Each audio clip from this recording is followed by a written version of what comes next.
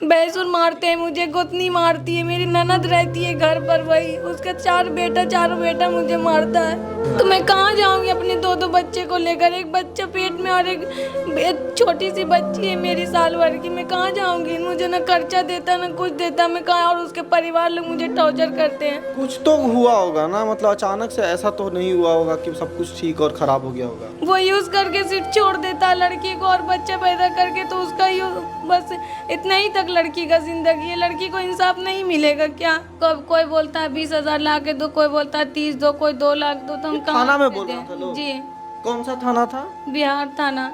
जी madam, स्वागत है आपका सच बिहार में। और हमें सुमित कुमार अभी मौजूद हैं हमारे सामने। एक लेडी हैं जो कि बिहार शरीफ से चल के पटना आई हैं और इनके साथ बहुत सारी समस्या है, घरेलू हिंसा से लेकर और बहुत सारी समस्या है। इनकी शादी अभी 2-3 साल पहले 2020 में ही हुई है और उसके बाद से लगातार इन्हें प्रताड़ना एक तरह से कहिए मानसिक और शारीरिक तौर पे किया गया है। अभी ये बता रही हैं कि प्रेग्नेंट भी हैं और इनके जो पति हैं वो इनकी एक और बच्ची है जिसको लेकर कहीं चले गए हैं और इनसे बात नहीं हो रही है। तो कई सारी समस्या है, थाना का चक्कर काट रही है, कुछ भी नहीं होता। जैसा आपको मालूम है कि कानून की कार्रवाई कितनी जल्दी होती है, तो उससे परेशान होकर अब मीडिया का रुख कर रही है। तो इनकी समस्या हम आपको बताने की कोशिश कर रहे हैं कि आखिर हुआ क्या। आपका नाम क्या है? सदफ। सदाम। कहाँ से आई हैं आप? बिहार शरीफ से। ओके। शादी कब हुई थी आपकी? 2020 में हुई मेरी शादी। क्या अरेंज मैरिज था, लव मैरिज था? नहीं, अरेंज। Arrange marriage. तो क्या प्रॉब्लम हो गया अचानक से? सब कुछ शुरुआत में सही था, फिर बाद में कैसे हुआ दिक्कत? शुरू में सब कुछ सही था, बाद में फिर दिक्कत होने लगा कि ये जब से मेरी बेटी हुई बच्ची, तो वो मुझे मारने पीटने लगे और मुझे खर्चा नहीं देते। जब भी मैं मांगती हूँ तो मुझे खर्चा नहीं देते और मारते हैं मुझे। बच्ची होने के बाद क्या अचानक? बच्ची होने से खुश नहीं थे, बेटा चाहिए था क्या? ये नहीं क्या नहीं, वो बात वो उसके लिए नहीं, वो तो बेटी में खुश थे, लेकिन वो अपने परिवार वालों के बहकाने की वजह से मुझे मारते पीटते हैं। और उनका एक जीजा है, उनका नाम जफर आलम, उन्हीं के कहने पर वो बोलते हैं कि मैं तुमको छोड़ दूंगा, दूसरा शादी करूंगा और बच्ची को भी लेके भाग जाएंगे, तो वैसे बोलते हैं। कुछ तो हुआ होगा ना, मतलब अचानक से ऐसा तो नहीं हुआ होगा कि सब कुछ ठीक और खराब हो गया होगा। नहीं, सब कुछ ठीक चल रहा था, बस मेरी छोटी वाली ननद की शादी हुई, उसके हस्बैंड जो आए वही, उनका नाम जफर आलम, उन्हीं की वजह से सारा घर बिगड़ गया मेरा। वो हर वक्त बोलते रहते मेरे हस्बैंड को कि इसकी माँ को बोल अपना घर तेरे नाम कर दे, तेरे नाम कर दे, इसीलिए।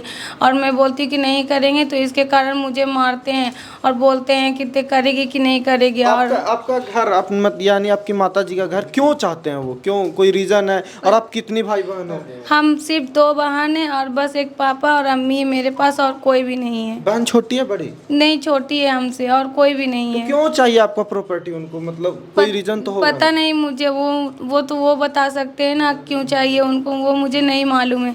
लेकिन वो मुझे इसी के कारण मारते पीटते रहते हैं बार बार। क्लेम की थाना गई, क्या हुआ? थाना गए थे, लेकिन थाना में कोई कार्रवाई नहीं हो रहा मेरा। मैं थाना में 15 दिन से चक्कर काट रही हूँ, लेकिन कुछ भी नहीं मेरा हो रहा वहाँ। बच्ची को लेके कहाँ गए होंगे, क्या आइडिया कुछ आपको? नहीं, मुझे कुछ नहीं पता है।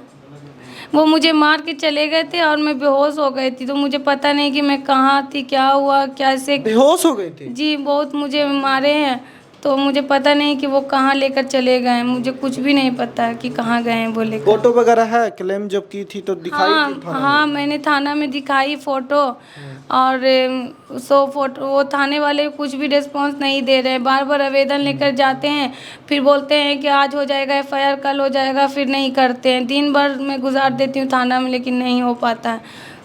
स्क्रीन पे आप देख पा रहे होंगे इनके कुछ फोटोज़ हैं जो हमारे पास हैं। और ये ज़रूरी है एक बताना, और किस तरह से घरेलू हिंसा सिर्फ नहीं है, ये प्रेग्नेंट भी हैं, तो सोचिए अभी समय था ख्याल रखने का, तो इस समय में इनके साथ इस तरह का बर्ताव हो रहा है और थाना भी कार्रवाई नहीं हो रहा है। देखिए फ़ोन है, तो देखिए यहाँ पे किस तरह से आँख सूजा हुआ है, यहाँ पे चोट लगी हुई है। तो इन सब चीज़ों को लेकर अपने रिश्तेदारों में बात नहीं किया, क्लेम नहीं किए? पंचायती नहीं हुई गाँव में? पंचायती हुई थी, फिर सब लोगों ने समझा कर भेजा दिया था मुझे इनके साथ, और सब लोगों ने समझाया था कि मारना नहीं है अपनी वाइफ को। तो एक्सेप्ट कर लिया अच्छा से, था? हाँ, तो वो सबके सामने बोले कि ठीक है, हम अच्छा से रखेंगे। फिर वहाँ लेकर गए जयपुर मुझे, तो मैंने खर्चा मांगी कि मुझे 50 या 100 रुपया दीजिए, तो वो बोलते हैं क्या 50-100 तो दूर की बात है, मैं 10 रुपया भी नहीं दूंगा, और फिर मारना शुरू कर दिए मुझे।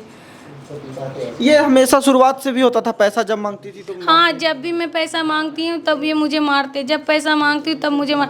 और इनकी बहन लोग जो है, इनका पूरा परिवार कहता है कि इसको छोड़ दे, मैं तेरा दूसरा शादी करा दूंगा और उसे 4 लाख नकदी ले लेगा, 3 लाख, ऐसे बोलते हैं ये लोग। पूरा मतलब दहेज, पैसे के लिए सब चीजें चल रही हैं? हाँ, पैसे के लिए इनका। या फिर कोई और शक उक वगैरह भी होता नहीं है पारिवारिक कला की, आप पे कोई आपको शक हो, कोई सवाल हो आपको लेकर, कुछ भी ऐसा कुछ है क्या? नहीं, वो ऐसा कुछ भी नहीं है। और कोई भी मेरे मदद को आता है ना तो वो उसके लगा के मुझे इल्ज़ाम लगाते हैं, बोलते हैं क्या क्या चीज़ कि तेरे को मतलब वो तेरा ये है वो, मतलब गंदा गंदा अल्फाज से बोलते हैं और बोलते हैं क्या चीज़ कि तेरे को सबसे इल्ज़ाम लगाकर पूरा बदनाम कर देंगे हम। अच्छा, ये ऐसे बदनाम बोलते करना हैं, हाँ, चाहते बदनाम कर देंगे हैं। हम। आप बच्ची के बारे में कर रही हैं कि अब मैं आपसे भी बात कर रही हूँ तो वो पता नहीं, वो आप लगा के भी मुझे इल्ज़ाम लगा सकते हैं कि वो ऐसे हैं वैसे हैं, वो सभी को ऐसे ही नज़र से बोलते हैं। मतलब हम आपका बाइट रिकॉर्ड कर रहे हैं, मीडिया में जाएगा, ये सच बिहार पे जी। चलेगा, तो हम लोग को लेकर भी बोल सकते हैं? हाँ, वो ऐसे ही बोलते हैं। वो मतलब उनके दिमाग में पता नहीं क्या चलता रहता है, हर को देख के बोल जाते हैं। पापा, मेरे जो पापा हैं, जो माँ बाप अपने बच्चे को दुनिया में लाता है, वो माँ बाप लगा के भी इल्ज़ाम लगा देता है। पापा को लेकर? हाँ, पापा को भी लेकर लगा देता है कि बाप के पास चली जा, ऐसे कर ले वैसे कर ले, और माँ को बोल 2-4 ठो को ला के दे देगी और उससे ऐसे कर, वो पैसा कमा देगी और कोठा पर बैठ जा जाके। कौन बोलता है इतना अपनी पत्नी के बारे में? कौन बोलता है इस तरह से? और बच्ची भी? कोठे पर बैठ जा, कोठे पर बैठ जा, ऐसे करके बोलते हैं।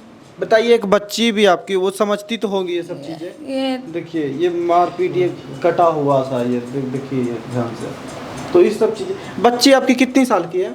1 साल की है अभी। अच्छा, 1 साल की। तो वो कहाँ लेके गए हैं? आप कह रहे हैं किडनैप किए, तो अपने पिता किडनैप थोड़ी ना करेगा, तो कहाँ लेके गए होंगे, कोई आइडिया? मुझे नहीं पता, कुछ भी नहीं। वो एक जगह रहते नहीं, कहाँ रहते मुझे कुछ नहीं पता है। तो आप क्या करेंगी? आप FIR दर्ज कराई, नहीं हुआ तो अब क्या आप चाहती हैं कि क्या हो? मैं चाहती हूँ कि मुझे इंसाफ मिले बस। रहना चाहती हैं साथ में कि नहीं? जी, साथ में रहना चाहती हूँ, लेकिन वो अच्छा से रखेंगे मुझे तो मैं रहना चाहती हूँ उनके साथ।